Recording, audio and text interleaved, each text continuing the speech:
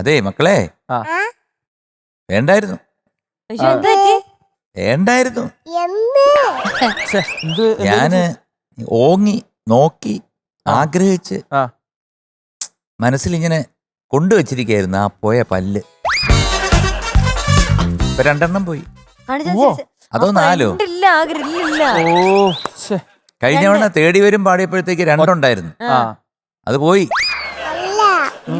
തേടി വരും പാടുമ്പോ 3 പല്ലുണ്ടായിരുന്നു. ഇപ്പൊ 1 പോയി. എത്ര പോയി? 1. അപ്പൊ 4 ഇല്ല. തേടി വരൂല് പാടുമ്പോ 3 പല്ല് പോയി. പിന്നെ ഇപ്പൊ ഒന്നുകൂടെ പോയി. പല്ലും കൂടി പോയി. 4 പല്ല് പോയി. എനിക്ക് വിഷമം വരൂലേ? പിന്നെ അത് എന്നാന്ന് വെച്ചിട്ടുണ്ടല്ലോ, ചേട്ടൻ അറിയത്തില്ല, ഇവിടെ സീസൺ 1 മുതല് ആരുടെയൊക്കെ പല്ല് പോയിട്ടുണ്ടോ അതൊക്കെ MGM കൊടുക്കും കളക്ട് ചെയ്ത് ഞാനൊരു ഉണ്ടാക്കാനായിട്ട് ഡേറ്റ് ഇട്ട് എഴുതി വെച്ചിട്ടുണ്ട്. ഞാൻ പറഞ്ഞു മോളടുത്ത്, മോൾ അത് എവിടാ കളഞ്ഞേ? വാഷറിലോ? പാമ്പ് കടിക്കും. അല്ല വാഷിംഗ് ഒരു ബന്ധമില്ലല്ലോ. ഈ പല്ലെടുത്തിട്ട് ചാടി. ഓ ശരി, എവിടേക്കാ ചാടിയ? എടുത്താൻ പോയാ എന്നെ പാമ്പ് കടിക്കും. പാമ്പ് കടിക്കത്തൊന്നുമില്ല. ചാട്ടി അതിനെ. എന്തായാലും ഞാൻ ഒറ്റ കാര്യം പറഞ്ഞു കൊടുത്തു.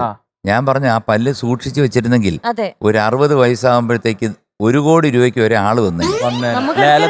പൈസ ആ 1 കോടി രൂപ കിട്ടിയാണ് നമുക്ക്. അതൊക്കെ എന്ത് വേറെ ഉണ്ടല്ലോ എന്നാണ്. ഇനി ഇത്ര പല്ലിരിക്കല്ലേ, എത്ര പോവാൻ പല്ലൊക്കെ അങ്ങനെ ലേലത്തിന് വെച്ചിട്ടുണ്ട്. എന്റെയൊക്കെ വെച്ചിരിക്കയാണ്. 32 എണ്ണം ഉണ്ട്. 32 കോടിയാ. പല്ലെല്ലാം പോയോ? കുറച്ചും കൂടെ ഇല്ലേ? അതുകൊണ്ട് ഇനി എത്ര എണ്ണം എന്റെ കയ്യിലുണ്ട് അല്ലേ?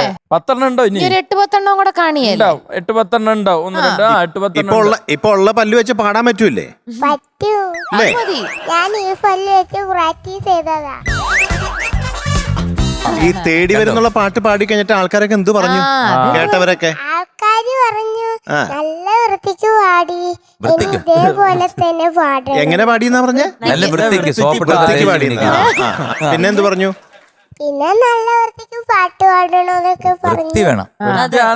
മോളോട് മറ്റേ ഞാൻ പറഞ്ഞില്ലേ, അശോകൻ ചേട്ടൻ, ഹരിശ്രീ അശോകൻ ചേട്ടൻ പ്രത്യേക അന്വേഷണം പറഞ്ഞു. നമ്മുടെ പഞ്ചാബി ഹൗസിലൊക്കെ ജബ ജബ അല്ലേ, അതിലൂടെ ഡയലോഗ് കൊച്ചുങ്ങൾക്ക് ചിലപ്പോ ആ സിനിമയൊക്കെ അറിയായിരിക്കും. അശോകൻ ചേട്ടൻ സിനിമയിലൊക്കെ അശോകൻ ചേട്ടൻ പറഞ്ഞേ കുഞ്ഞിനോട് അന്വേഷണം പറയണോന്ന് പറഞ്ഞു കേട്ടോ. ഉഗ്രനായിട്ട് പാടിയെന്ന് പറഞ്ഞു കേട്ടോ. താങ്ക് യു ചേട്ടാന്ന് പറഞ്ഞു. താങ്ക് യു അശോകേട്ടെന്ന് പറഞ്ഞേരെ. ഇത് മറ്റേ ഇത് യോധയിലെ പോലെ ഫ്ലവേഴ്സ് ഒരുക്കുന്ന കാഴ്ച വസന്തം യൂട്യൂബിൽ പ്രേക്ഷകർക്ക് ലൈവായി കാണാം. ഫ്ലവേഴ്സ് കോമഡിയിൽ ജോയിൻ ചെയ്യൂ, ആസ്വദിക്കൂ.